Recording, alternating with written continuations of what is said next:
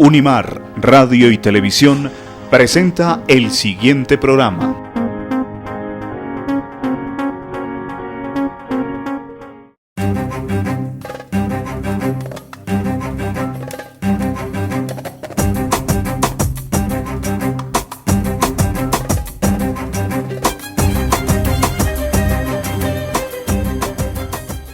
Nuevamente les damos la bienvenida a nuestro programa Escenarios, el programa que promueve la fe, la ciencia y la cultura, emitido desde la Unidad de Radio y Televisión de la Universidad Mariana.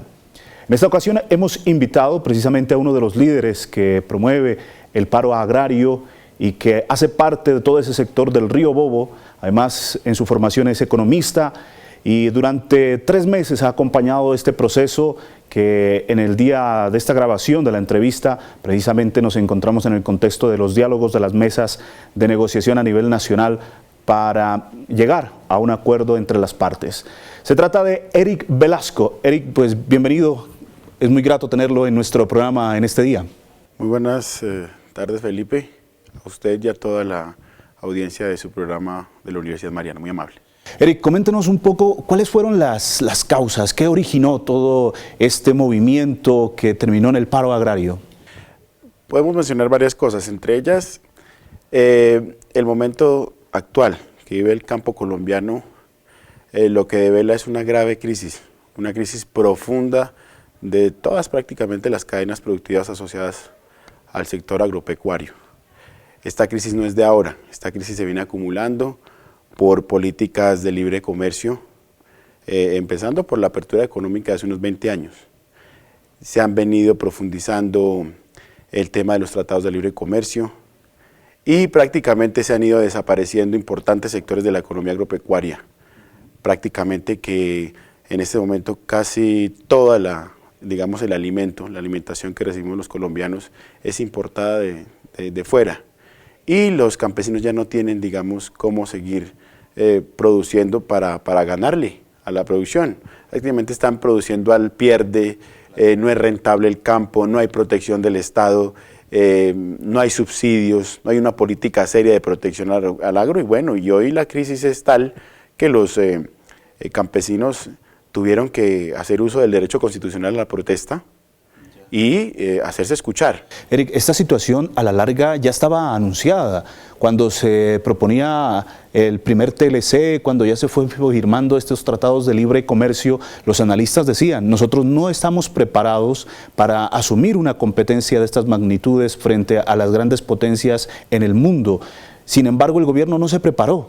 ¿O cómo miran ustedes, cómo observan, cómo analizan la respuesta del gobierno frente a salir a firmar TLCs y el trabajo interno que debieron hacerlo? La experiencia a la mano que tenemos con el tema de tratados de libre comercio es la apertura económica. La apertura económica era una especie de TLC chiquito. ¿Qué pasó con la apertura económica? Nos expusieron a un mercado internacional donde hay disparidades.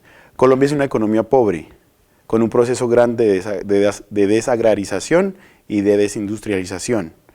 Y ese proceso, acompañado de la desprotección del Estado, hacía imposible competir con potencias tan grandes como los países europeos o Estados Unidos o Canadá. Y lo que hemos mirado en los últimos 20 años es que, por ejemplo, el trigo, la cebada, desaparecieron completamente del mapa. Y productos o manufacturados o bienes industriales también fueron barridos. ¿Por qué? Porque nos pusieron de tú a tú entre países que son completamente, dispares. Es una pelea como entre David y Goliat. Estados Unidos le aporta en este momento, por ejemplo, en subsidios a la economía agropecuaria 70.000 millones de dólares. Mientras que en Colombia... En Colombia no se da, apoyo, incentivo. El gobierno nacional hace poco anunció un apoyo a los paperos, y ese es motivo también de que la gente esté en paro, de 40.000 millones de pesos al conjunto de los paperos. Hicimos un cálculo y aproximadamente les alcanzaba de a 300 pesos por bulto.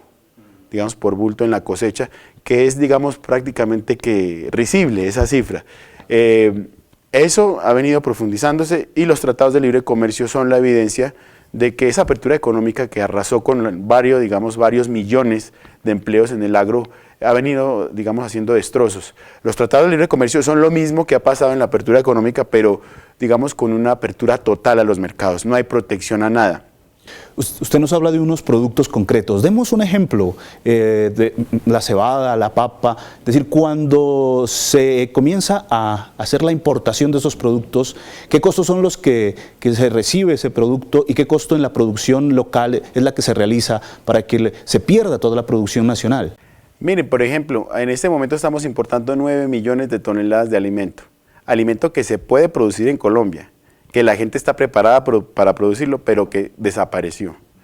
Entonces, por ejemplo, encontramos que ahorita el pan que usted consume y que los televidentes consumen se hace ya no con trigo colombiano, sino con trigo canadiense.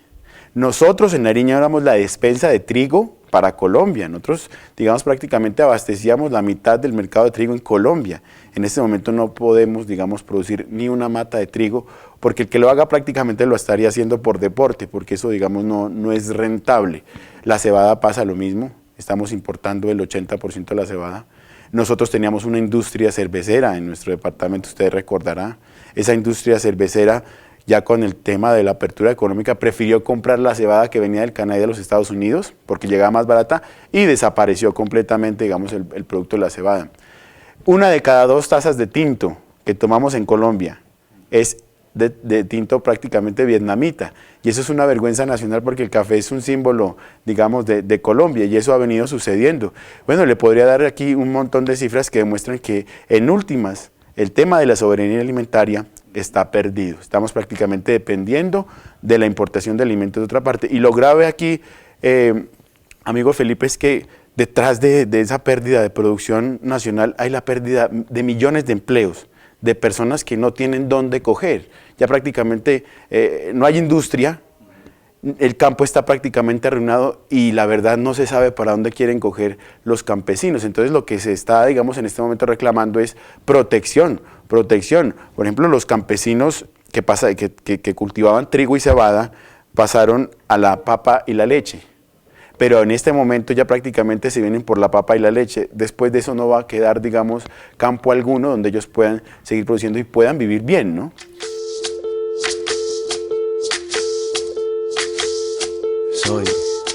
Soy lo que dejaron, soy toda la sobra de lo que se robaron, un pueblo escondido en la cima, mi piel es de cuero, por eso aguanta cualquier clima. Sin embargo, eso está, me imagino, generando muchas pérdidas. ¿Qué pasa con los productos?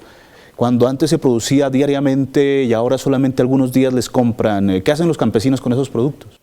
Prácticamente que a veces hay tanta, digamos, abundancia de leche que los campesinos tienen que botarla.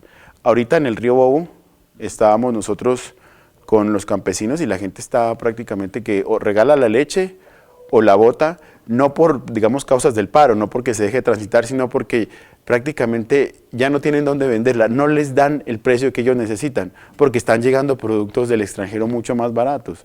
Le pongo un caso, en Colácteos le compran a los asociados el litro de leche en 840 pesos, pero esa misma leche está llegando del Canadá a 400, 450 pesos ya pasteurizada, procesada, empaquetada y lista para vender.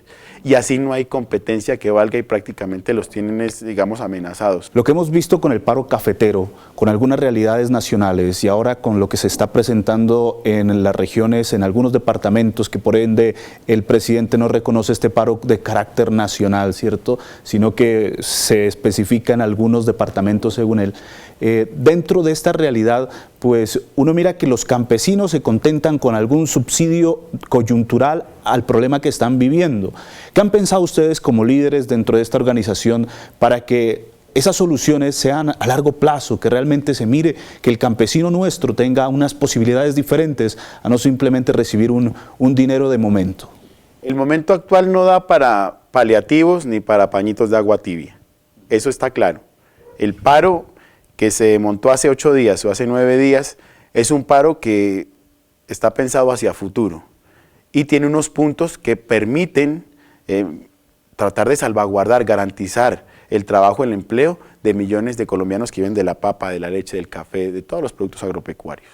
Entonces, en este contexto, los subsidios que ha anunciado el gobierno nacional son en últimas escasos frente al montón de subsidios que en este momento destina Europa o Estados Unidos. Le doy una cifra, en Europa, todos los países asociados a la Unión Europea destinan 90.000 millones de euros a la producción agropecuaria. Eso es casi el doble de nuestro presupuesto nacional solamente para el tema agropecuario, mientras en Colombia no existe una política seria de subsidios. La que hubo, la que se inventó, por ejemplo, en el pasado gobierno del presidente Uribe, que fue Agroingreso Seguro, terminó siendo primero una política de escasos recursos, de apenas 1 billón de pesos, es decir, ni el 1% de lo que destinan los europeos o los gringos, y aparte de eso, mal distribuida, porque terminó en manos de ricos, de amigos del gobierno, y pues prácticamente se volvió una cosa, digamos, totalmente antidemocrática. Cualquier clima, soy una fábrica de humo, mano de obra campesina para tu consumo, frente de frío en el medio del verano, el amor en los tiempos del cólera, mi hermano, el sol que nace y el día que muere, con los mejores atardeceres, soy el desarrollo en carne viva, un discurso político. ¿Cuáles son entonces dentro de esa realidad esos puntos que se ponen en la mesa de negociación? Básicamente, los puntos que digamos voy a enunciar han sido discutidos, han sido aprobados por todo el gremio, digamos, del sector agropecuario en el país. Y hay tres que digamos, nos vinculan directamente a nosotros, 3 o 4. Precisamente de estos puntos estaremos hablando y ampliándolos después de estos mensajes con Eric Velasco, vocero de los campesinos de nuestra región, para ver si el gobierno, cuando ustedes estén visualizando esta entrevista, ya le dio una solución y analizar precisamente estos puntos desde una posición crítica. Ya volvemos con Telepasto, Mirada Sur.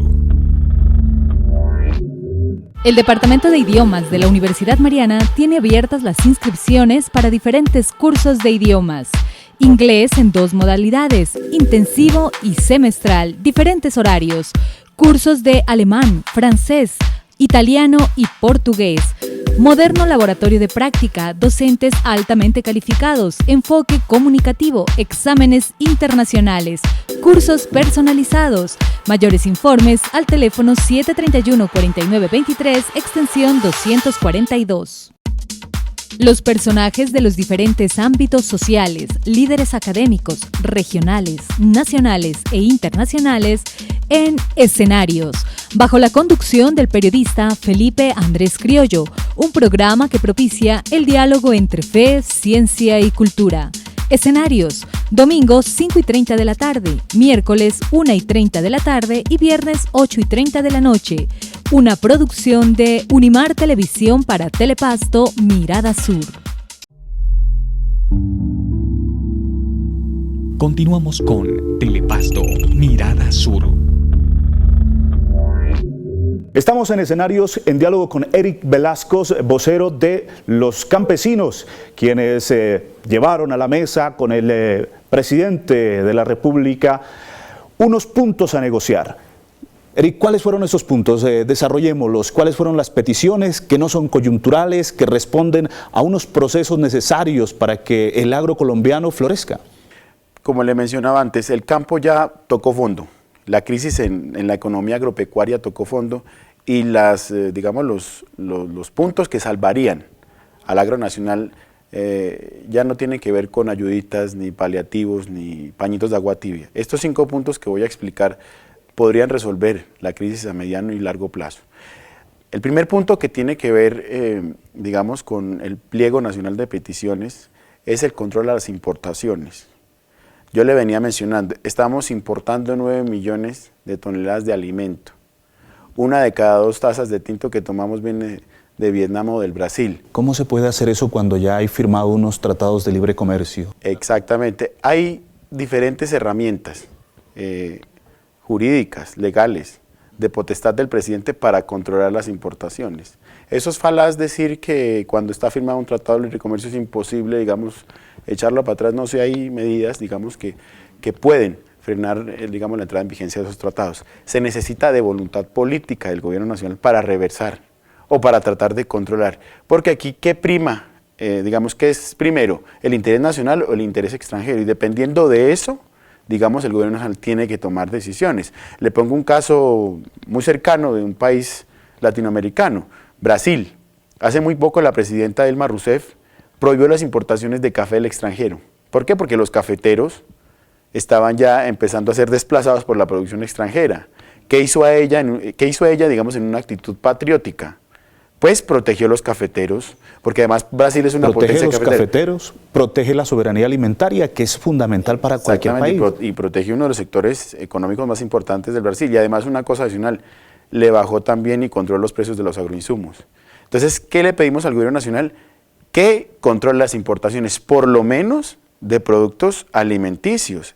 Es que a mí me parece absurdo que en Colombia tenemos las tierras más fértiles del mundo, el mejor clima, la gente más trabajadora e inteligente. La mayor diversidad. Aguantamos, los campesinos colombianos son, creo que, los más aguantadores del mundo. Y, digamos, estamos importando la comida.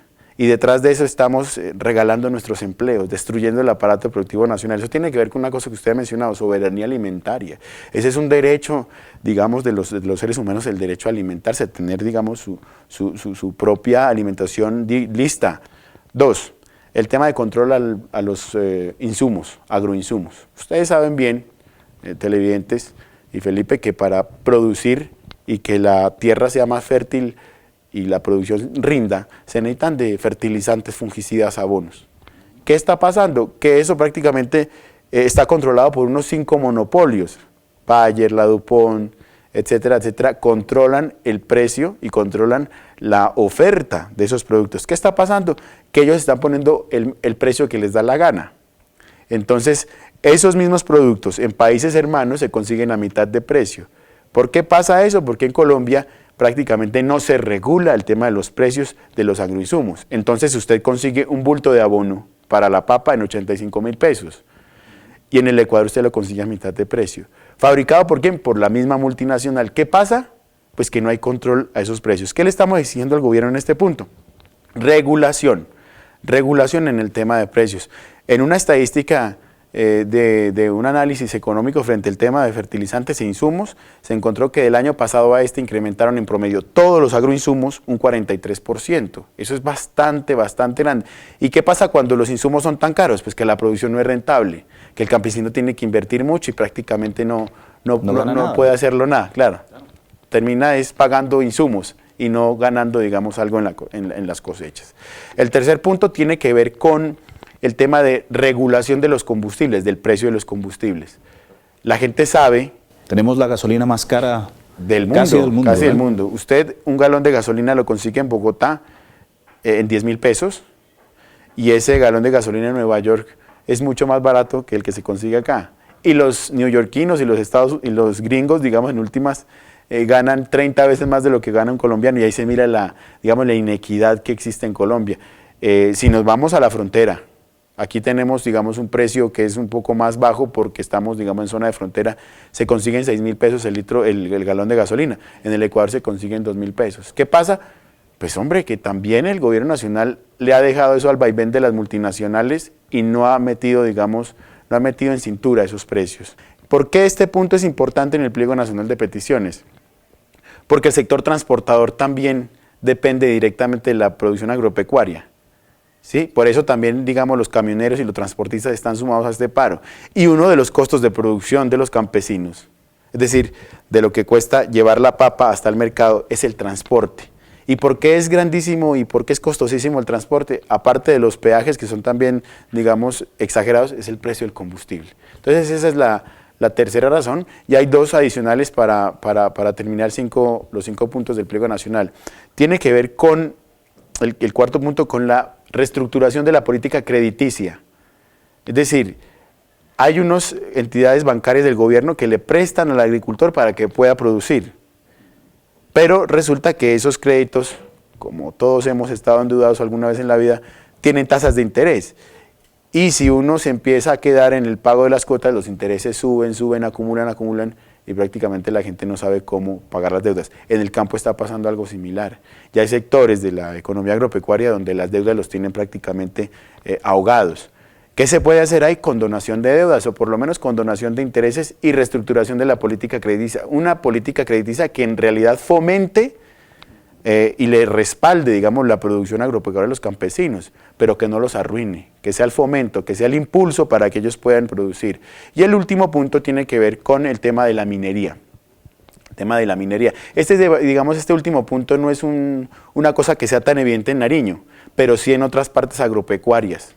como el Tolima, como en Caldas, como en Antioquia. Está resultando, digamos, que multinacionales que se dedican a la explotación minera de metales preciosos, de coltán, de oro, etcétera, etcétera, están llegando a las montañas, instalan sus maquinarias, digamos, toda la tecnología para explotar oro, pero ¿qué está pasando? Que están utilizando nuestra agua. Gran cantidad de agua. Y aparte de eso están envenenando las fuentes hídricas con cianuro, con mercurio. Y esa agua, digamos, está vertiendo justamente a nuestros cultivos. Justamente el cultivo del café, de la papa, y prácticamente que nuestras tierras están quedando infértiles. Nuestros alimentos están quedando, digamos, ahí en unas condiciones medioambientales que no permiten la producción y arriesgando también, digamos, la sostenibilidad medioambiental, que es importante. El gobierno tiene que saber que aquí es más importante comer que sacar un gramo de oro, más importante el agua que sacar un gramo de oro. No nos oponemos a la minería, hay que hacer esa advertencia, que la hagan, pero muy lejos de donde haya, digamos, producción o vocación productiva agropecuaria. Esos son los 5 puntos que estamos enarbolando. Sin saliva, las caras más bonitas que he conocido. Soy la fotografía de un desaparecido, la sangre dentro de tus venas. Soy un pedazo de tierra que vale la pena una canasta con frijoles. Soy Maradona contra Inglaterra, anotándote 2 goles. Soy lo que sostiene mi bandera. Esos están muy claros entonces las intenciones dentro de los voceros y líderes de este paro agrario. Usted como economista, ¿cómo mira y cómo analiza esta situación desde el punto de vista del gobierno? ¿Qué errores cometió el gobierno para que esta situación se revienta de esta manera y que a la larga, de una u otra forma, se pase a las vías de hecho, ¿no? Que esa es otra situación que pues se da como en últimas dentro de una situación que no se pueda entrar a un diálogo o a concertar. ¿Por qué se levantaron a vías de hecho el liderazgo al paro nacional y cuáles fueron los errores del gobierno en esta situación? Miren, el paro estaba anunciado hace 3 meses y habíamos dicho, mire, el 19 de agosto salimos a paro. El gobierno nacional sabía que íbamos a entrar en paro. Además hay que hacer esta aclaración, un paro pacífico, democrático. Ese ha sido el llamamiento general. Todos los campesinos, que es gente buena, es gente honesta, ha estado muy tranquila en las calles. O sea, digamos en el punto donde estoy yo, donde estamos en este momento, que es el kilómetro 10, hay 3.000 personas apostadas ahí, y la gente está en una tranquilidad. Este paro ha servido para que ellos también, digamos, reflexionen sobre su situación, y ha sido un paro supremamente pacífico y tranquilo. Pero ha habido, digamos, desmanes por algún tipo, digamos, de gente que quiere meterse ahí y tratar de causar daño. Hay delincuentes, delincuencia común, que se meten a aprovechar, a pescar en río revuelto, entonces van y atracan a quien pase por ahí, pero bueno, de parte de los manifestantes, de parte de los campesinos ha habido, digamos, total cordura, total tranquilidad, lo que no podemos decir de la fuerza pública. Ha habido unos desmanes tremendos por parte del ESMAD, que es en últimas una cosa que depende del presidente. Ayer el mismo presidente también pedía disculpas por lo que ha pasado. Él mismo pidió disculpas, primero diciendo que el paro sí existe, y 2, pidiendo disculpas por los desmanes de la policía y del ESMAD frente a los manifestantes. La gente del campo es buena, yo no sé por qué tienen que agredir a la gente más pacífica. Esas expresiones del presidente fueron realmente provocaciones para los mismos líderes campesinos y los campesinos que están en paro. Prácticamente que le echó más leña al fuego, y la gente pues que está muy consciente en los puntos de concentración sabe que no es así. Entonces, bueno, en este momento seguimos en paro nacional agropecuario hasta cuando el gobierno quiera empezar a solucionar los problemas. Bueno, entonces, Eric, estaremos muy pendientes de todo este desarrollo, de, como todos lo mencionan, de justas luchas de nuestros campesinos a nivel nacional, en diferentes sectores de la producción nacional. Sabemos que el compromiso es grande y estaremos haciendo ese seguimiento para poder llevar a buen término, Dios mediante, y pronto la solución a la situación que se presenta en nuestro país. Muy amable por su atención. Muchas gracias, Felipe, y decirle al pueblo pastuso, al pueblo nariñense, que sean solidarios con la causa de los campesinos. Ellos producen nuestro alimento, no podemos sino agradecerles y respaldarlos. Entonces, esa es la invitación. Muchas gracias, Felipe, y a ustedes. ¿Cómo no? Se sintió la escasez, se siente como tal dentro de esta situación que se está viviendo en todas las familias de Nariño. Estaremos muy pendientes en el escenario de todo este desarrollo. Les agradecemos su atención y esperamos que la solución venga pronto, si es que ya no se ha presentado durante el transcurso de esta semana. Que nuestros campesinos realmente tengan un sustento digno y dentro de sus labores cotidianas también, lógicamente, la recompensa merecida por el trabajo que desarrollan diariamente. Los esperamos en nuestro próximo programa. A ustedes, mil gracias por su atención.